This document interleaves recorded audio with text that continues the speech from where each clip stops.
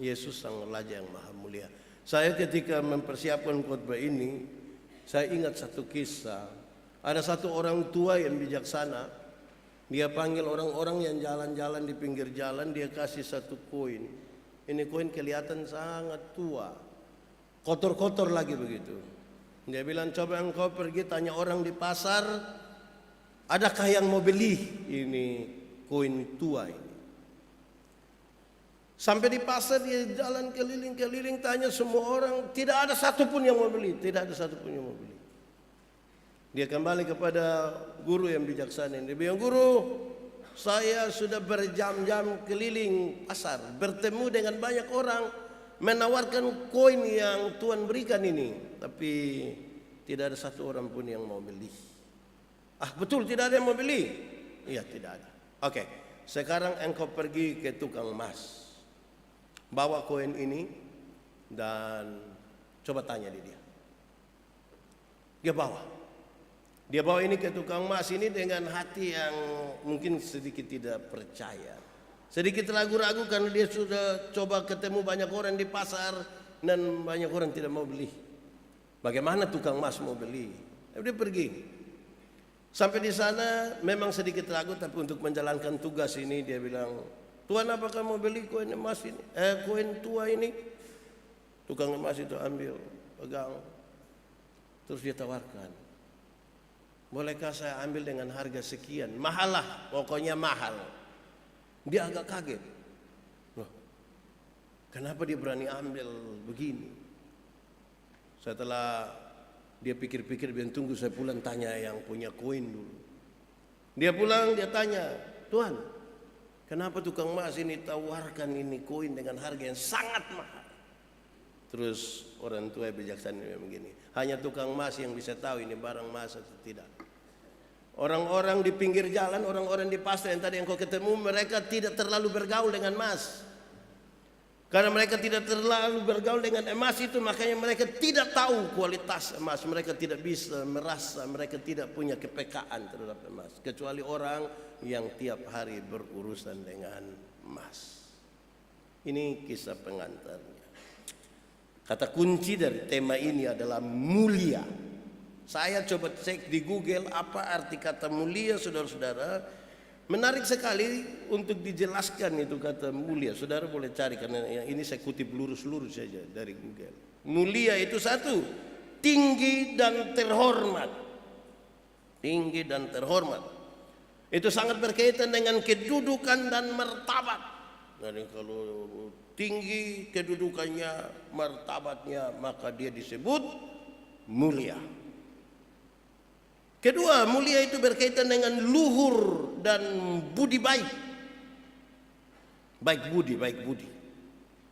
Budi baik atau baik budi?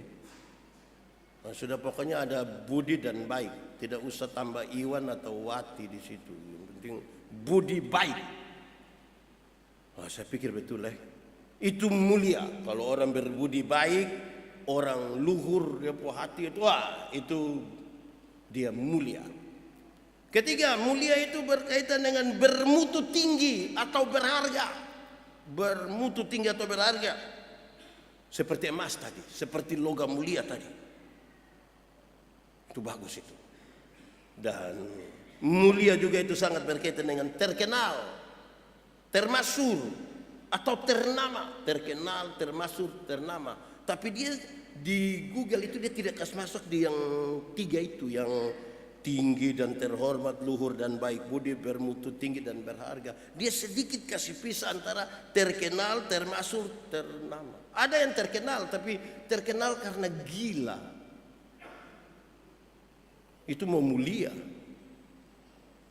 Hanya untuk itu yang FB Pro tuh dia maki-maki sembarang, ngomong sembarang, terkenal juga.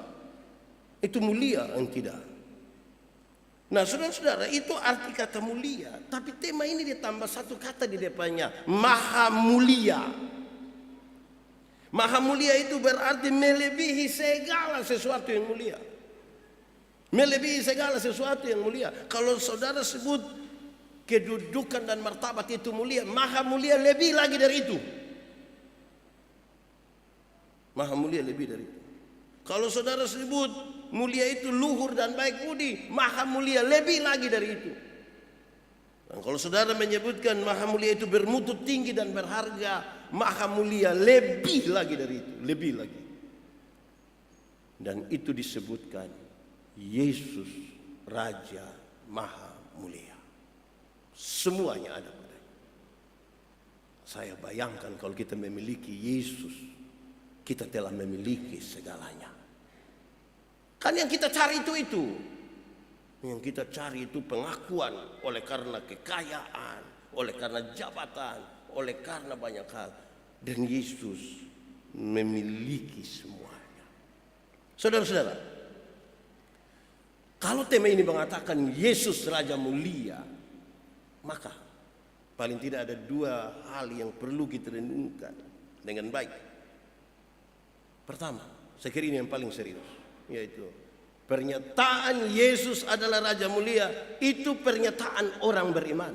Orang tidak beriman tidak akan mengatakan ini. Orang yang tidak beriman kepada Yesus Kristus tidak akan pernah mengatakan Yesus Raja Mulia. Bahkan orang Kristen sekalipun yang tidak sungguh-sungguh percaya pada Yesus tidak akan mengatakan Yesus Raja Mulia, Maha Mulia. Tidak akan. Ini pernyataan iman. Pernyataan iman Yesus Raja Maha Mulia. Saudara-saudara, saya keliling banyak tempat di seluruh Indonesia. Saya keluar negeri, banyak orang suka bertanya. Orang kan biasa tanya itu ada dua, tulus dan bulus. Yang tulus itu dia mau kepingin tahu, yang bulus itu dia mau coba-coba sengkita. Kayak apa kuan? Tapi saya suka bilang waktu dia bertanya, ketika pertanyaan itu sudah terlalu, saya tidak merasa pertanyaan berat, tapi pertanyaan itu sudah terkesan terlalu mencari-cari kelemahan. Saya akan tanya dia, Anda pernah punya hubungan secara pribadi dengan Yesus atau tidak? Kalau dia bilang tidak, saya tidak akan jawab. Kepada dia saya tidak jawab. Karena ini pernyataan iman. Yang akan saya sampaikan itu hal yang masuk sampai di sini. Sementara yang diharapkan sesuatu yang hanya di sini. Padahal pada titik tertentu iman tidak bisa hanya sampai di sini. Dia mesti turun sampai di dalam. Dia saya tanya, Anda punya hubungan dengan Yesus? Tidak, saya tidak jawab. Anda punya hubungan dengan Yesus? Tidak, saya tidak jawab. Saya tidak jawab. Kenapa? Hal-hal hari ini yang bersifat informasi terlalu gampang. Anak-anak yang tadi main itu bareng itu apa lagi? Yang nompi ame bambu kok potong-potong baru apa itu? Dia nama apa itu? Anak-anak yang kecil begitu saja itu hari ini semua yang sifatnya informasi tinggal dong omong-omong di HP itu. Bahaya tahu? Keluar. Langsung tahu. Waktu bicara iman, kita tidak berbicara hal-hal yang di sekitar definisi. Dia sampai pada hal-hal yang lebih praktis. Jadi pernyataan dalam kita punya tema kali ini, Yesus Sang Raja yang Mulia, itu pernyataan iman. Dan saudara, di awal sebelum kita masuk pada teks ini, saudara harus pastikan kita ini beriman. Kita secara personal, secara pribadi beriman kepada Tuhan atau tidak. Kepada Yesus Kristus kita beriman atau tidak. Kalau tidak, kita tidak usah buang-buang waktu begitu. Karena ini bukan soal di sini, dia lebih pada soal di dalam hati, di dalam iman kita kepada Tuhan. Kedua, saudara-saudara, pernyataan Yesus adalah Raja yang Maha Mulia. Itu sebuah pernyataan iman yang muncul bukan saja dari satu orang. Bukan saja dari satu orang. Satu orang yang menyebut dirinya saksi. Tetapi dari banyak orang yang menyaksikan tentang Yesus Raja Maha Mulia. Kalau hari ini hanya ada satu orang berseru-seru Yesus Raja Mulia, tapi yang lain tidak pernah punya pengalaman itu, apa arti pernyataan yang satu orang itu? Ini harus jadi pernyataan bagi banyak orang. Saudara-saudara, Tuhan Yesus itu secara fisik kita tidak pernah ketemu.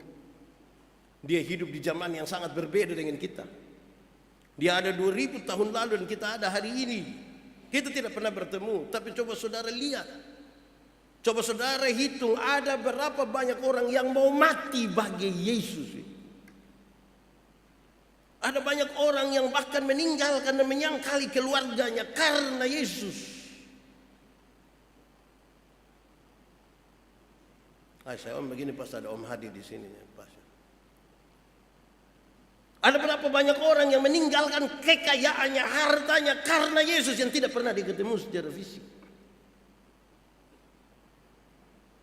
Ini pernyataan iman yang bukan dari satu orang, dari banyak orang yang bahkan mempertaruhkan nyawanya bagi Yesus yang tidak pernah diketemu secara fisik. Karena imannya pada Yesus. Banyak orang mempertaruhkan dia punya harta benda bagi imannya kepada Yesus. Hari ini banyak orang bilang percaya Yesus, tapi oleh karena harta benda dia bisa meninggalkan Yesus. Hari ini dia bilang percaya pada Yesus, tapi oleh karena kenyamanan dia bisa meninggalkan Yesus. Hari ini orang mengaku percaya pada Yesus, tapi oleh karena hal-hal tertentu yang sangat terbatas sebagai manusia di dunia, kita bisa meninggalkan Yesus. Jadi sekali lagi, saya akan berbicara ini dalam konteks orang yang punya pernyataan iman. Yesus adalah Raja Maha Mulia.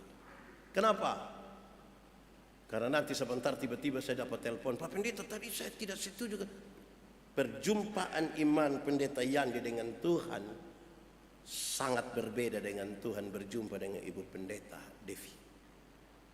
Sangat berbeda dengan Tuhan berjumpa ke Nelson. Sangat berbeda Tuhan berjumpa ke Edwin. Sangat berbeda dengan Tuhan berjumpa dengan anak-anak kecil. Pengalaman-pengalaman yang berbeda dengan sebuah pernyataan di akhir yang sama. Yesus Sang Raja yang Maha Mulia dalam perjumpaan yang berbeda. Jangan paksakan semua orang punya perjumpaan yang sama. Supaya waktu kita bercerita dengan semua orang tentang perjumpaan yang berbeda-beda, kita bilang ternyata Tuhan itu terlalu luar biasa. Tuhan itu terlalu hebat, Tuhan terlalu ajaib. Saudara-saudara, pembacaan kita yang hari ini dibacakan itu berkaitan dengan beberapa hal yang sebenarnya sudah tertulis di situ. Dengan sedikit latar belakang yang serius, yaitu bahwa para pengajar sesat, kalau sebut bilang para pengajar sesat, pasti ini orang tidak percaya Yesus. Para pengajar sesat itu berusaha untuk mempengaruhi atau menyesatkan para pengikut Yesus tentang sebuah pernyataan. Aku akan datang kembali. Aku akan datang kembali. Dia bilang mana? Itu hari dia bilang dia ada datang. Nah dia datang di mana coba? Kapan dia ada datang? Sangat logis. Para pengajar sesat memakai pernyataan itu untuk mengatakan omong kosong. Tidak benar itu.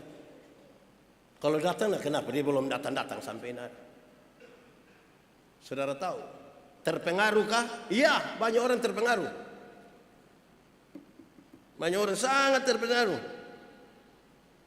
Apalagi ketika mereka mencari sejumlah alasan dan argumentasi yang kemudian membatalkan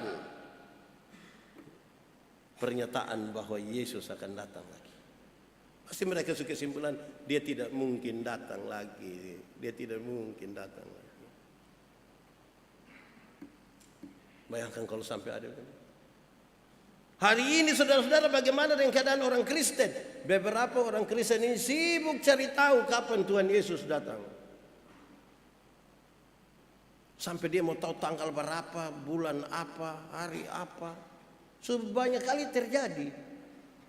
Baru-baru itu yang tanggal 25 September. Tidak jadi toh. Semakin kita berusaha untuk mencari tahu itu, tidak dengan iman kita yang kita lebih banyak dapat tipu ini. Coba kita lagi cari apa sekarang ini, saudara? Beriman kepada Tuhan Yesus ini kok susah sekali ya. Coba saudara lihat, kita lebih terikat pada tradisi mana?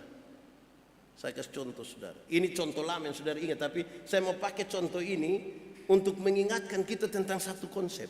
Contoh, Kita besar dalam ini kebiasaan yang kita sugesti sangat kuat, yaitu kalau keluar dari rumah sejalan jauh tiba-tiba rasa BAB.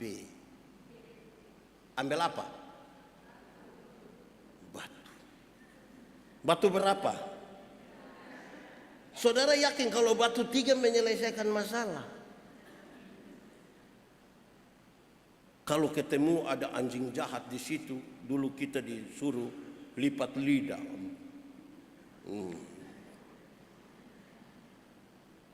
Hal yang bodoh begini nih orang sangat cepat percaya dan pegang hingga hari ini. Tapi ketika bilang Yesus itu Tuhan, banyak orang butuh penjelasan harus dalam. Dia butuh baca banyak hal, dia butuh referensi. Banyak-banyak baru mengaku Yesus Tuhan. Butuh begitu. Tapi kalau hal-hal yang menjadi kebiasaan tiap-tiap hari. Dulu ada kebiasaan kalau mati itu mau kubur mesti cari hari baena. Mesti jam sekian. Itu kita langsung percaya, langsung. Tapi kalau bilang Yesus Tuhan, kita butuh banyak dulu baru meyakini. Saudara coba lihat kebiasaan kita tiap hari, apa yang mensugesti kita sangat cepat kita yakini. Tapi menjawab Yesus itu Tuhan, banyak orang butuh bukti lah. Banyak orang sibuk dia bukti-bukti, melihat baru percaya. Padahal definisi iman mengatakan tidak melihat tapi percaya.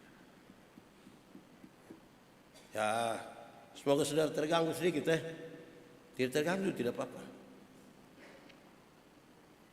Kedua saudara, pembacaan tadi di dalamnya menyatakan sesuatu yang baik ini. Petrus menyatakan, kami adalah saksi dari semua itu. Kami adalah saksi. Kuasa dan kedatangannya itu satu ketika Yesus dimuliakan. Di atas gunung itu, kamilah saksinya. Kami mendengar langsung, inilah anakku yang kukasih. Kami mendengar. Kami adalah saksi dari itu.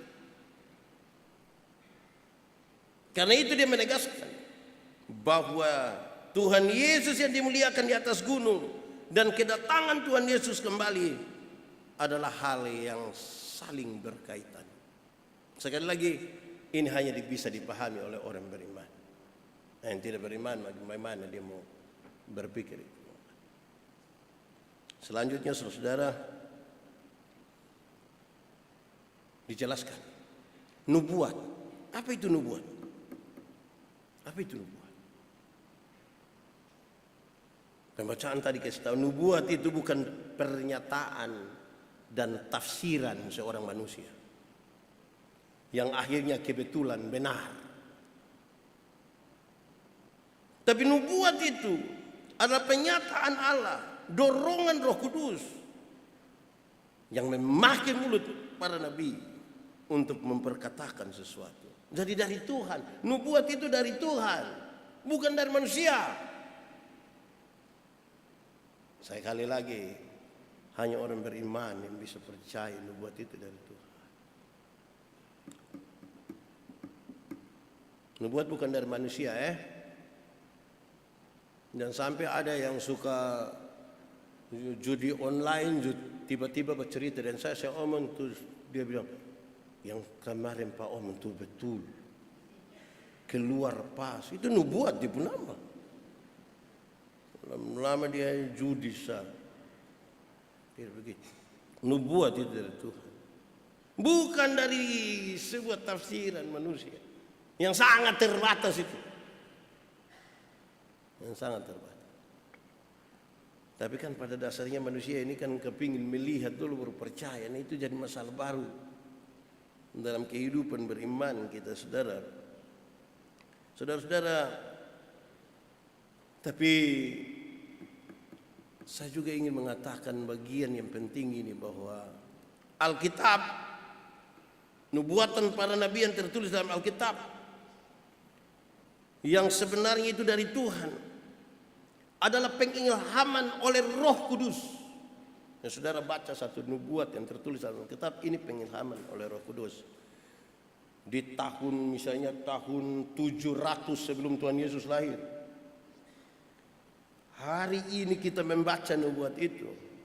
Siapa yang membaca nubuat itu di hari ini, dia harus baca di dalam tuntunan Roh Kudus. Dia tidak boleh baca di luar dari tuntunan Roh Kudus. Karena dulu Roh Kudus yang mengilhami untuk dorang menulis, dorang berbicara. Hari ini kalau mau baca itu barang, bacalah dalam tuntunan Roh Kudus. Bagaimana dia pun pernyataan itu disampaikan dalam konsep tuntunan Roh Kudus. Yang baca hari ini tidak dalam tuntunan Roh Kudus. Bagaimana kita bisa paham? Roh Kudus yang sama yang mengilhamkan itu, dia yang sama-sama mengajar kita yang baca hari ini. 1 bulan ke depan kita merayakan Natal toh. Kita merayakan Natal 1 bulan ke depan itu, nubuatnya itu 700 tahun oleh Roh Kudus. Toh? Kita baca kelahiran Yesus hari ini, baca juga dalam tuntunan Roh Kudus. Banyak orang lagi sibukkan diri dan bertengkar, berkelahi nih. Kapan Natal, kapan Yesus lahir, tanggal berapa? Roh Kudus mana ajar kita bakalai.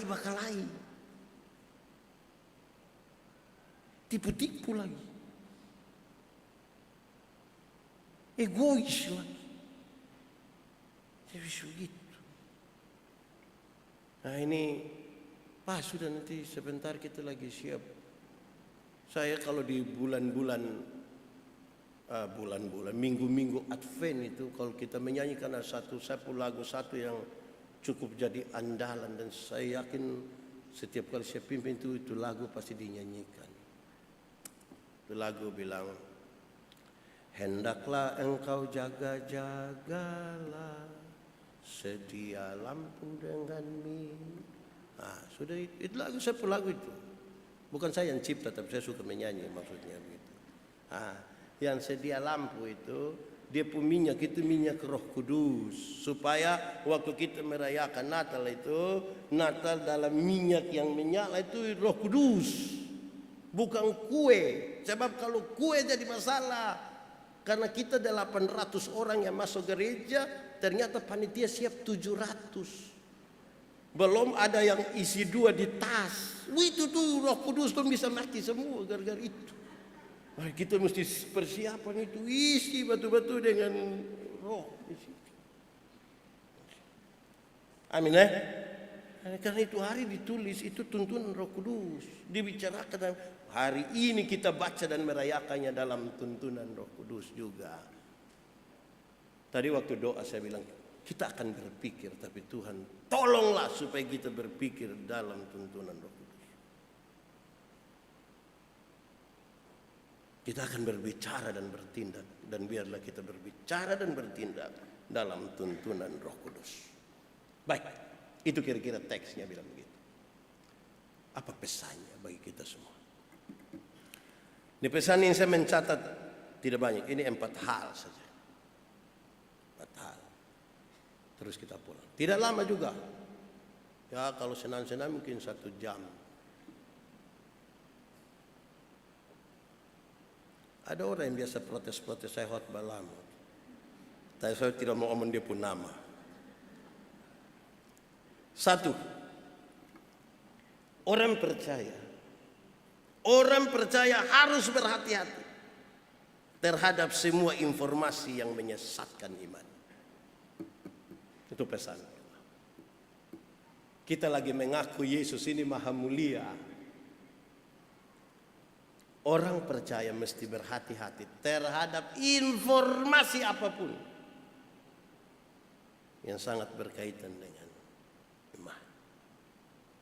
Jangan sampai menyesatkan kita. Apalagi media terlalu terbuka sekarang. Media sekarang terlalu terbuka. Tiba-tiba seberapa banyak orang telepon saya, Pak Pendeta Yandi, Katanya lewat Pak Pendeta Yandi itu pemerintah Australia itu akan kasih bantuan untuk pembangunan gereja 500 juta. Saya bilang kalau saya dapat itu tuh saya suka kaya lama. Jadi Pak video ada. Saya bilang cek Bapak saya persuarkan logat Timur ini hampir-hampir AI itu tidak baca. Saya logat khas. Hati-hati dengan semua informasi ya, yang saudara baca itu. Kenapa? Kecepatan daripada informasi sesat itu lebih cepat daripada informasi baik. Hati-hati dengan informasi. Terima itu saring dulu. Pakai ini, pakai iman dulu. Hati-hati. Supaya kita tidak disesatkan. Dan pernyataan iman kita tentang Tuhan menjadi hilang karena informasi. Saya ingat ada satu orang ini. Dia ikut. Kalau dalam nomenklatur gemit disebut ibadah penyegaran iman. Yang lain biasa sebut kebaktian penyegaran iman. Yang lain sebut KKR. Dia iko begini, terus ada dia punya teman satu ini anak mungkin ya dia sudah disebut katanya dia sudah bertobat lah begitu. Setelah dia dengar khotbah ada altar call dia maju, habis itu dia pulang pas ketemu ini anak yang satu yang biasa-biasa dia begini, saya baru tahu bahwa ternyata Tuhan itu baik. Nah ini anak yang mabuk ini lu baru tahu sekarang. Selama ini lu di mana? Sampai baru tahu sekarang bahwa Tuhan ini baik. Saya pikir-pikir ini pernyataan juga betul ini. Jangan sampai hal-hal yang kita pikir, wah ini informasi paling baru dan benar ini, justru membuat kita sampai lupa bahwa selama ini memang Tuhan itu ada dan Tuhan itu baik. Hati-hati, catatannya hanya bilang hati-hati terima WA, terima apa-apa, nah jangan cepat-cepat teruskan. Dia bapak dengar bapak. Jangan sampai kita melanjutkan yang tak salah. Mulai bapak. Pertama. Kedua, orang percaya harus mempunyai landasan iman yang kuat tentang firman Tuhan. Dan minta Roh Kudus untuk memberikan pengertian. Dia mesti punya landasan yang kuat dan minta Roh Kudus untuk memberi pengertian. Kenapa? Tantangan Bapak. Dia pun tantangan gampang saja. Saya pakai dua contoh untuk coba-coba menggoda kita merenungkan. Yuk kadang-kadang juga betul begitu. Kita orang tua ini kalau anak sakit, di kita otak itu hanya satu, yang penting sembuh. Itu kita orang tua.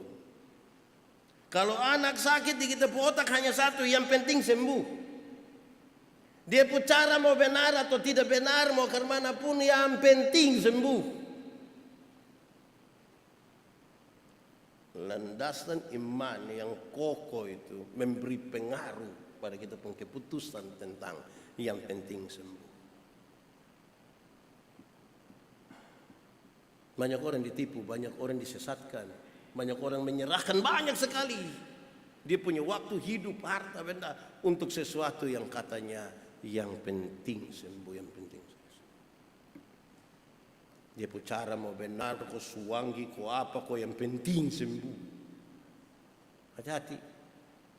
Anak-anak muda yang semua nikah atau rencana nikah atau apalah begitu itu, jangan pakai kalimat di muka yang penting nikah. Oh, itu bahaya. Landasan apa? Kan itu penting. Jangan sampai untuk memuaskan kita punya hasrat, kita punya keinginan, kita punya kepentingan, keluarga punya kepentingan, oh sudah yang penting. Jadi landasan iman itu sangat penting.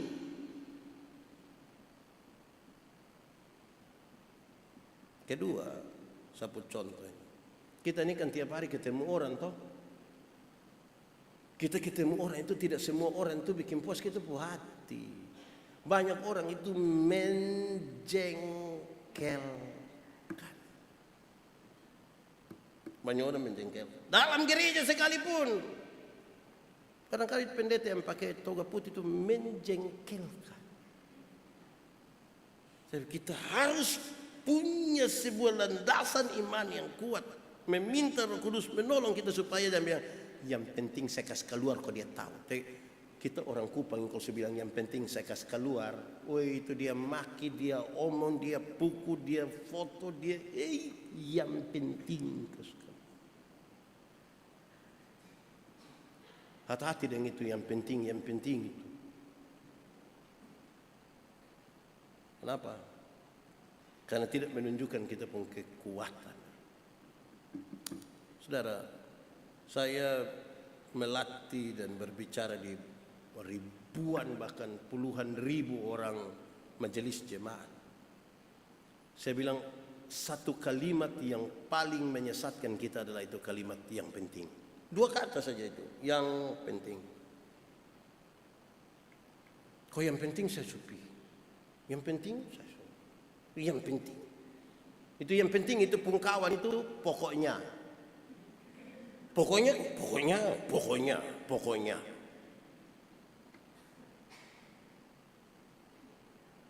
Itu yang paling menyesatkan. Akhirnya kita tidak punya kekuatan. Nanti ada masalah sedikit, saya berhenti. Kalau saya berhenti itu satu kata di Kupang yang tidak asing lagi bagi kita, yaitu persetan. Kalau landasan tidak kuat kan pasti sudah persetan. Padahal kita sudah omong berapa banyak tahun, persetan itu terdiri dari 2 suku kata, yaitu par dan par itu artinya teman baik, sahabat, besti, dan setan yang artinya setan, nitu, wangu.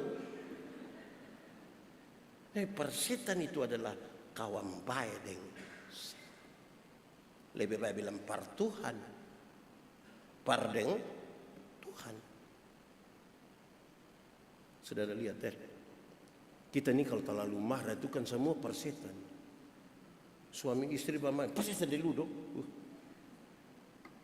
Marah anak sedikit, persetan nanti bos ada anak berbos rasa sendiri kayak gitu. Untuk itu anak dong tidak bilang pernah jadi kebeta. Atau itu anak tidak bilang bukankah beta dari itu hari beta dengar mulai beta mengerti. Bapak selalu bilang bahwa beta ini sifat ambil bapak semua. Terus tiba-tiba bapak bilang persetan. Hati-hati deh itu. Dan sampai kita jalankan tanggung jawab kita itu tidak dengan landasan yang kuat.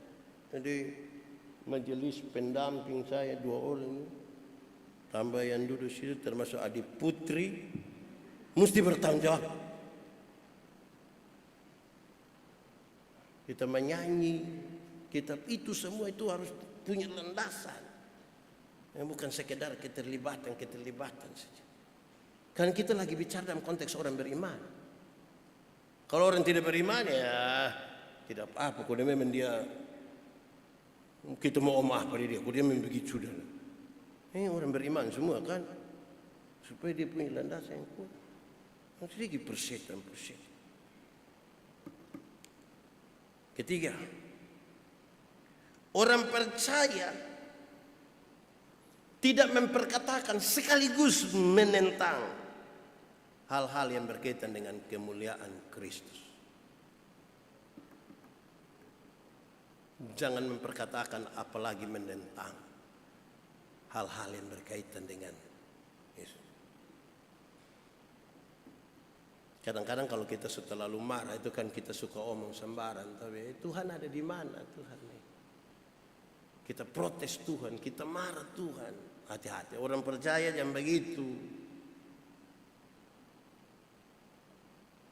Nah, memperkatakan sekaligus menentang tentang Tuhan Yesus, Raja yang Maha Mulia. Jangan. Jangan sampai kita terlalu ragu dengan Tuhan. Karena kita terlalu ragu dengan Tuhan, itulah yang kemudian kita berpikir, Tuhan ada di mana? Tuhan ada di mana? Apalagi hal-hal yang kita lihat dan kita hadapi tiap hari itu berkaitan dengan mati dan hidup. Siapa yang karena dia punya iman kepada Tuhan dia bisa mempertahankan? Saya berpikir satu kisah lama. Saya pernah bilang pada saudara, ada satu pendeta dia mau pergi pelayanan di pulau sebelah begini toh, dia naik perahu motor. Terus dia tanya ini orang perahu, Bapak ini baca Alkitab kok tidak? Oh, saya tidak pernah baca, Bapak. Oh, Bapak sia-siakan 25% dalam Bapak punya hidup. Bapak pernah berdoa kok tidak? Tidak. Bapak sia-siakan 25% lagi dalam hidup. Bapak pernah ikut ibadah kok tidak? Saya tidak pernah ikut ibadah.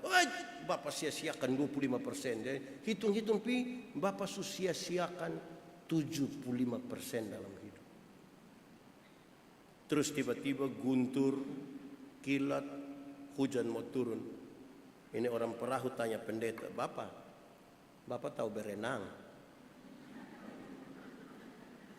Terus ini pendeta bilang, tidak, saya tidak tahu.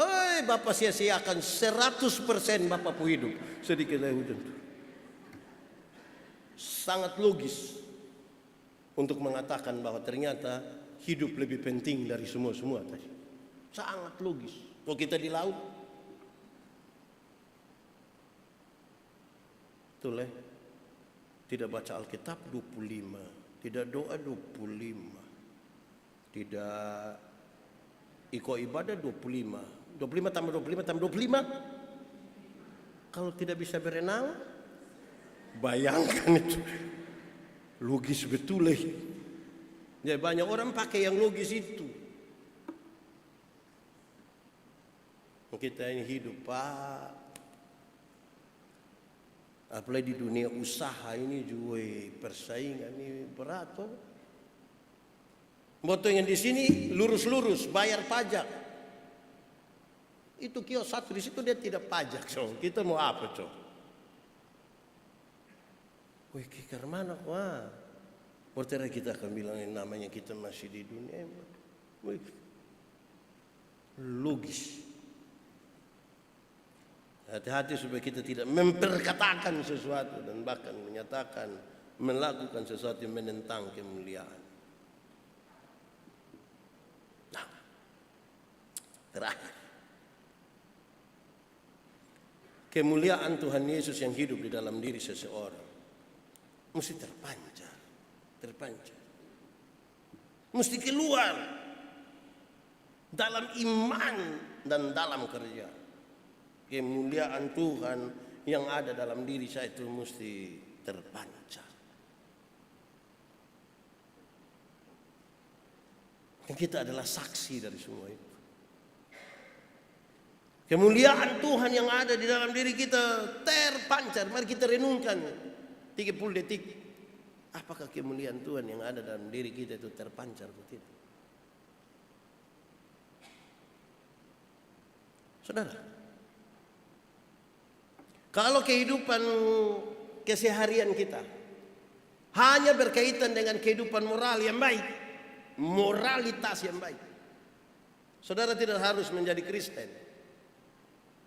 tidak harus percaya Yesus. Ada banyak orang tidak percaya Yesus itu, wah, dompung kehidupan sangat baik. Bahasa yang suami istri tidak pernah bertengkar, tidak pernah lawan mama mantu, tidak dengan ipar-ipar, tidak pernah.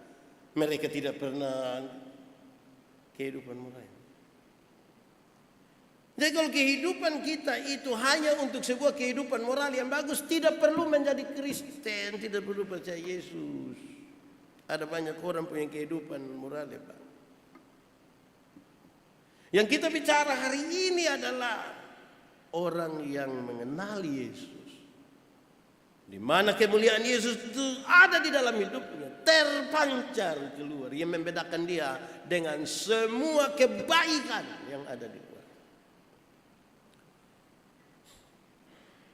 Atau dengan kata lain, kemuliaan Kristus itu menggerakkan dia untuk melakukan sesuatu yang baik, yang berkenan, yang memuliakan Tuhan. Yang baik, berkenan, memuliakan Tuhan. Itu kemuliaan. Apakah banyak barang baik di dunia? Banyak. Apakah semua yang baik di dunia itu didasarkan kepada pengenalan yang benar akan Yesus? Belum tentu. Belum tentu. Dan di titik itulah sekarang kita belajar bersama. Yesus menjadi istimewa dalam hidup kita. Dan Yesus yang di dalam hidup kita itu menggerakkan kita untuk melakukan sesuatu. Kita tidak boleh sama dengan orang lain yang tidak percaya pada Yesus.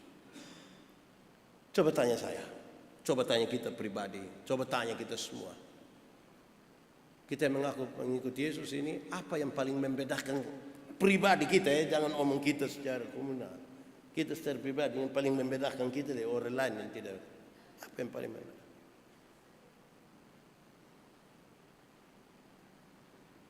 Apa yang paling membedakan kita? Harus temukan dia pun jawaban. Kalau tidak ya kita kelihatan baik, tapi kemuliaan tidak terpancar dari hidup kita.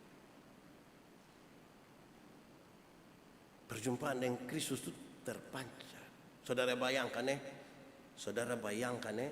mulia. Tadi saya jelaskan mulia itu 3 toh. Tinggi, terhormat, luhur, baik, budi, bermutu tinggi. Yesus maha. Baru ketemu orang penting sampai jabat kita puas hati su berbunga-bunga. Bayangkan tiba-tiba ada yang dapat undangan nanti besok untuk makan malam bersama dengan Presiden Republik Indonesia tahun 2070. Kita dapat undangan makan bersama dengan presiden itu, beta yakin yang terima undangan akan foto itu undangan. Dia akan muat bilang, berkat apa ini? Makan. Padahal dia tidak ada hubungan dengan itu presiden yang tahun 1970 Tapi kita puhati meluap-luap, gembira, pasti bagaya. Itu orang tidak tanya juga kita kasih tahu. Kenapa senyum-senyum sendiri? Lu soalnya tahu beta senyum sendiri kenapa? Ini ada presiden ada undang mau makan bersama. Presiden yang mana yang tahun 1970? Itu ketemu presiden yang sebenarnya dia tidak sampai masuk di sini. Ini ketemu Tuhan, ini Tuhan hidup di dalam kita ini. Muka asal tidak pernah berhenti. Tuhan mana bikin kita muka asal? Kalau hidup dalam diri kita ini terpancar sedikit gitu. Oh betul Tuhan, terima kasih. Tuhan Yesus baik. Itu terpancar baru di wajah itu. Dalam iman, dalam bekerja. Itu saya bayangkan kita kerja sambil senang-senang, sukacita. Jaga toko sambil faluit. Terus suami marah, faluit apa? Kok biar beta sukacita? Faluit kok ular dari batu dan masuk semua di toko. Sesuatu dalam kita tuh memberi pengaruh kok tidak? Pasti memberi pengaruh. Saya lihat yang ada 1-2 orang yang baru FB Pro kok, baru yang itu Meta bayar, tahu bayar betul kok tidak berani kasih tunjuk dia pun nominal. Itu saya foto kok kasih. Ternyata pekerjaan tidak sia-sia, Meta tidak sia-sia, konten tidak sia-sia. Itu baru itu, padahal dia kasih $2. Berapa ribu itu kalau $2? 32. Padahal untuk dapat itu $2 itu, dia beli roti 170. Belum ini itu. Tapi itu saya senang. Apalagi Yesus memiliki dia yang maha mulia dalam hidup kita tuh, mestinya kita hati ini sukacita.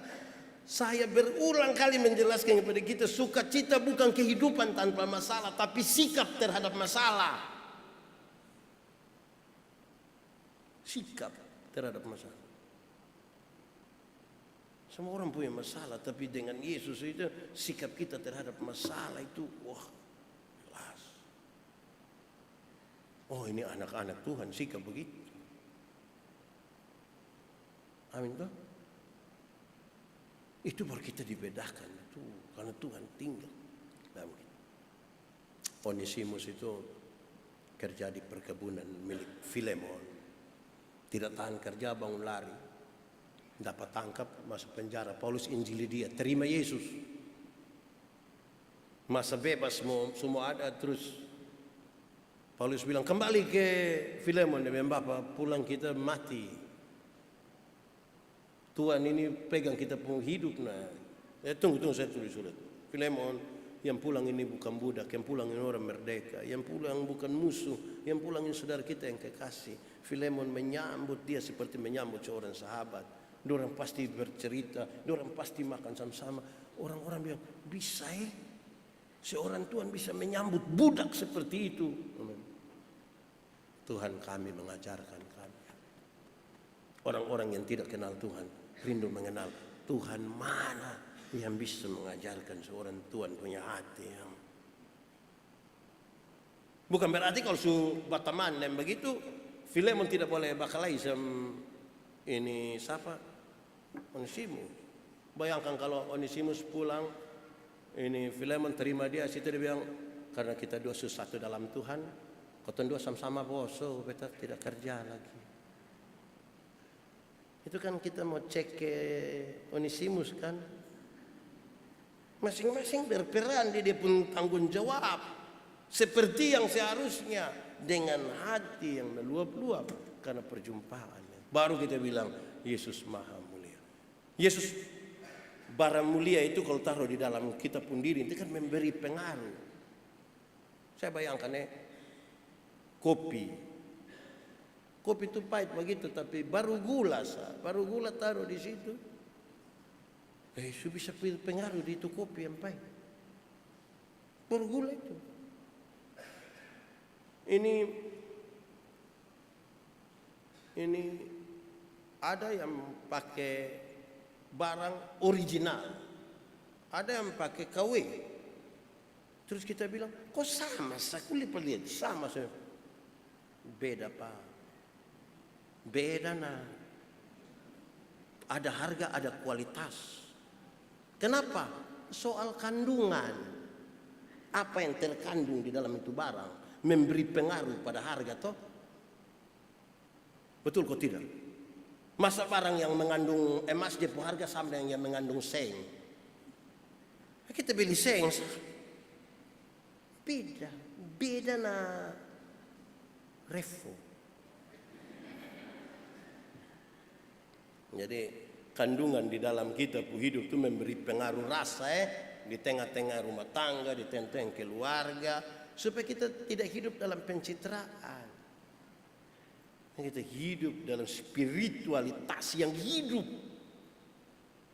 Spiritualitas itu apa yang kita imani di dalam, yang keluar itu etikanya. Perjumpaan ini, teologi dan etika itu yang spiritualitas. Itu amin. Saya bayangkan itu akan memberi warna yang luar biasa dalam kita perjalanan hidup beriman. Jadi sudah lama menjadi Kristen, berasa betul memang tidak salah kita. Putusan menjadi pengikut Kristus. Tuhan memberkati kita. Mari kita tunduk kepala, ambil waktu sejenak kita berdoa. Kalau kamu dengar suaranya jangan keraskan hatimu. Minta Roh Kudus lembutkan hati-hati yang keras itu.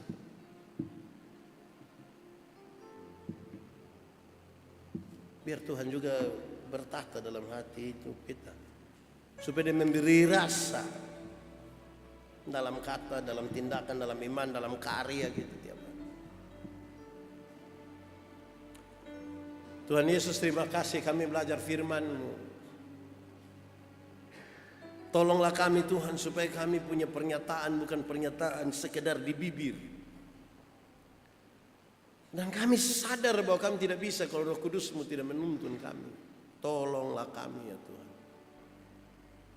Kristus yang maha mulia yang tinggal di dalam kami memberi rasa terhadap kata-kata kami, hidup kami. Tanggung jawab kerja iman kami semuanya. Terima kasih banyak ya Bapak. Semua yang berkomitmen hari ini Tuhan, dengarkanlah. Terpujilah nama Tuhan. Di dalam nama Yesus kami berdoa. Amin. Untuk pengakuan iman, sejemput jemaat Tuhan berdiri.